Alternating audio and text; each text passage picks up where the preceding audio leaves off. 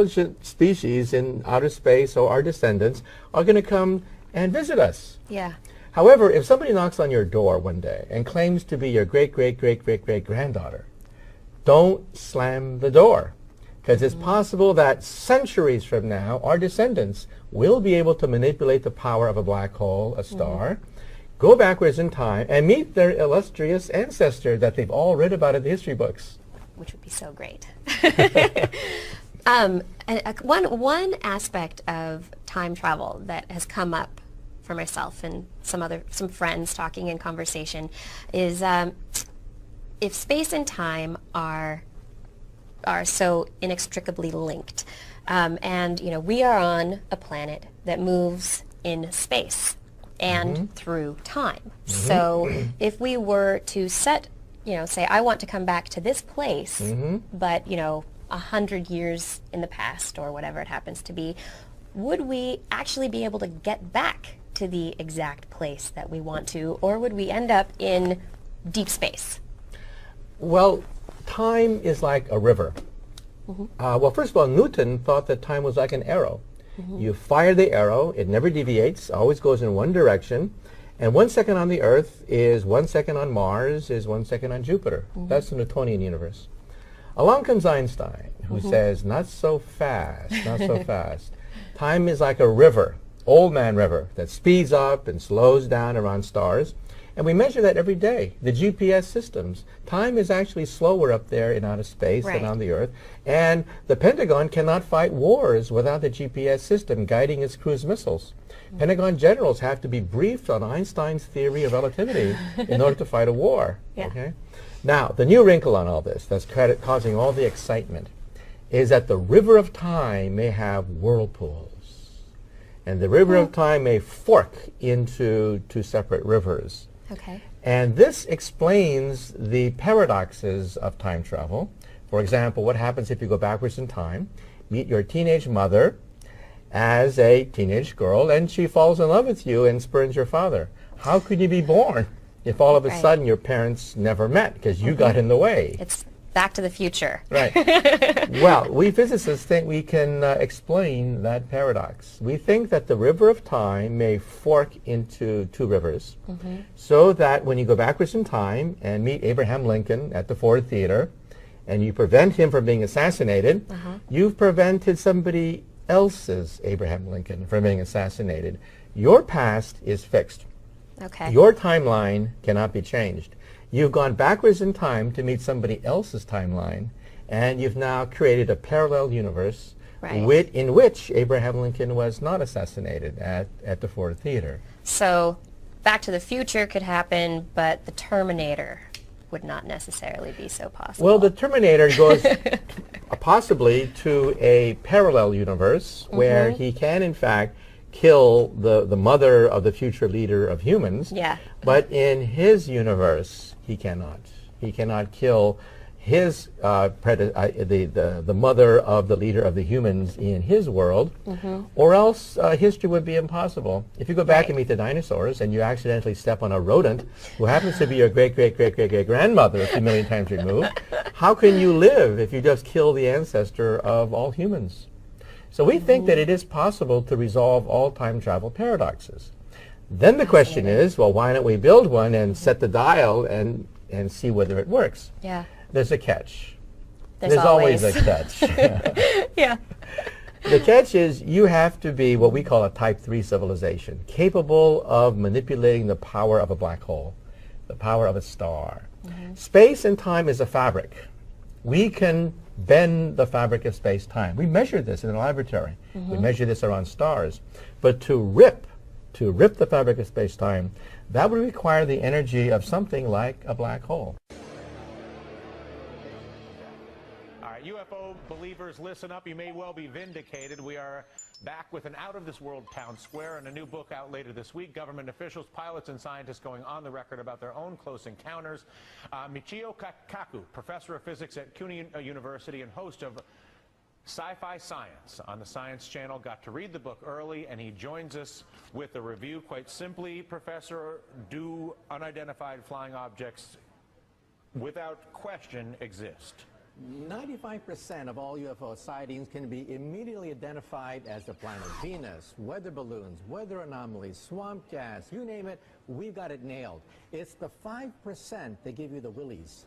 5% remain totally unexplained. And you're saying to 5% unexplained to the point where they are legitimately an unidentified flying object. And we're talking about generals. We're talking about Air Force pilots. We're talking about governors of states that claim that, hey, this is beyond our understanding of the laws of physics. Can I have an unidentified flying object that is not necessarily from some other place? It's possible, but we've looked at all the alternatives. These are multiple sightings by multiple modes. In other words, pilots, eyewitnesses, radar, visual sightings. These are very hard to dismiss, the handful of sightings. One over Alaska, another over Belgium, another over Iran. The handful of things that still cannot be explained defy known laws of physics. So then, by that definition, does this confirm the existence of life on other planets, in your opinion? I wouldn't go that far. We need alien DNA or an alien chip. That would nail it to the wall right there. We don't have that. We don't have the smoking gun. But this book is as close as you're going to get to the smoking gun.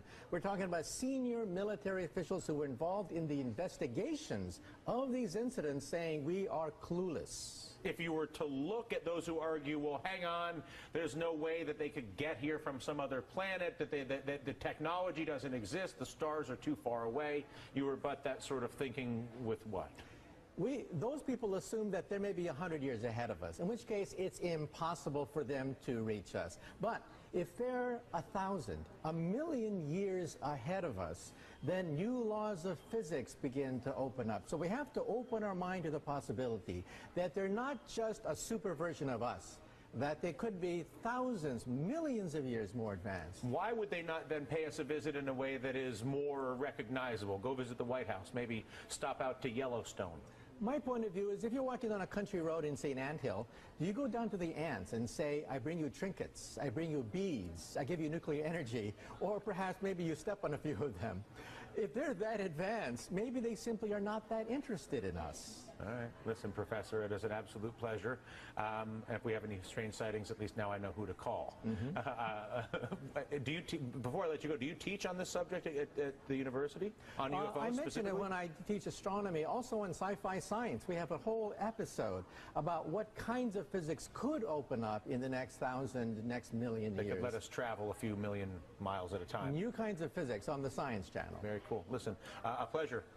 That does it for us. I'm Dylan Radigan. Hardball's up right now.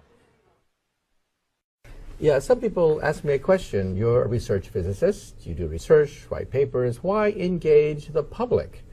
Well, our machine was canceled in 1993. Our field was set back 20 years as a consequence. Right. Now the center of gravity is going to Europe. We lost the edge.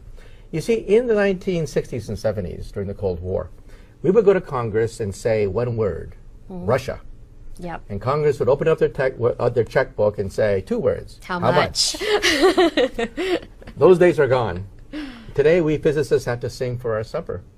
We have to convince the taxpayers that they should fund physics. Yeah. And that's why we physicists now are trying to engage the public, because the Cold War is over. The Russians aren't building atom smashers. They're not competing with us in outer space. So we have to convince the public that, yes, your taxpayers' money is good because we can cure diseases, we can unravel the nature of who we are, explore the universe, and it's worth it. It's worth your taxpayers' money. And I think that's one of the big questions. I mean, people have asked me why, when there's poverty, there's hunger, there are all these social issues that are so pressing around the world. Why spend the billions of dollars on a machine to smash atoms? Let me give you an example. When I was a child, polio was a big problem. Our president, Franklin Roosevelt, in the 30s had polio. And there was a debate in the scientific community whether we should build more iron lungs. More iron lungs. Hundreds, thousands of children breathing in an iron lung. Or we should devote a little bit of money to cure polio. Well, guess what happened? Jonas Salk cured polio with the vaccine, and all of a sudden, all these thousands of iron lungs were obsolete. Now, what's the lesson here? The lesson here is that we scientists don't do science just for the hell of it. Well, we do that too. Yeah. But what we do, the spin-offs of what we do, can cure diseases that affect tens of millions of people around the world. Okay? And some of it is by accident, and some of it is by design. But the point is that science is the engine of prosperity. Science is the engine of health. Okay? We ignore science at our own peril. We go back to the Dark Ages with all the superstition and diseases of the Dark Ages without science. What are some of the, like, for you, the most fascinating topics in this book? Well, we used to consider invisibility impossible. I teach optics, and I would tell my students that invisibility violates all the laws of optics. Every optics textbook in the world says the same thing. And 2 years ago, I was proven wrong. Every textbook is wrong. Think of a boulder in a river. We know that water can wrap around a boulder and reform. So if you're downstream of a boulder, you have no inkling that there's a boulder upstream. Right. But light cannot do that. Or so we thought. We said the light cannot wrap around an object, so invisibility is impossible. 2 years ago at Duke University, they did it. Right. They did the impossible. They got an object like this, shown microwave radiation around it, and proved that microwave radiation wrapped around this object as if it was not there at all. And a few months ago at Caltech and in Germany, they showed that at a microscopic level, red light and green light can also bend in a way that was considered impossible. Which means that within 10 years, we will make an object disappear under, let's say, red light. After that, the three primary colors. And after that, Harry Potter, watch out. With his cloak of invisibility. Yeah, that could be coming very soon. So I'm going to get a little more conceptual with that idea. Objects themselves, we use the bending of light to be able to gauge distance between ourselves and far-off galaxies, between ourselves and other stars, to be able to determine, you see light in the night sky, and we use the bending of light, the red shift of light as it passes around objects and is bent by the gravitational field of those objects. Are these objects that a cloak of invisibility would cover? Do they not have a large enough gravitational field that it would affect the bending of the light as it passes, or is it? These are called Einstein lenses. If you have a galaxy, light will actually go around the galaxy and be distorted, giving you a ring pattern, which we can actually measure. Right. And that's how with the Hubble Space Telescope, we can actually detect the presence of dark matter. Dark matter is invisible. If I had it in my hand, it would be totally invisible. But we see it because light bends when it goes through dark matter. Now, ordinary matter, you can't do that. Ordinary matter will not bend light in that way. Okay. How does it work? A metamaterial has tiny impurities in it. And these metamaterials we thought were impossible to construct. But now we're making them every day. Yeah. Tiny little impurities. As light or microwaves goes through the material, it kicks. It kicks the microwave beam in a way once thought to be impossible. And that's why it can wrap around objects. So, guess who's funding this research? The Pentagon. I'm guessing Department of... They're not stupid.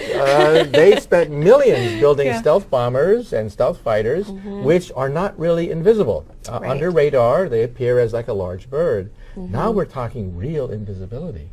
Now, to be fair, there are countermeasures you can also have. Such as? If I have the invisible man, I can throw sand in the air, and the sand will then trace out the outline of the invisible man. Or I can put a bed sheet and then trace out the outlines of the invisible man.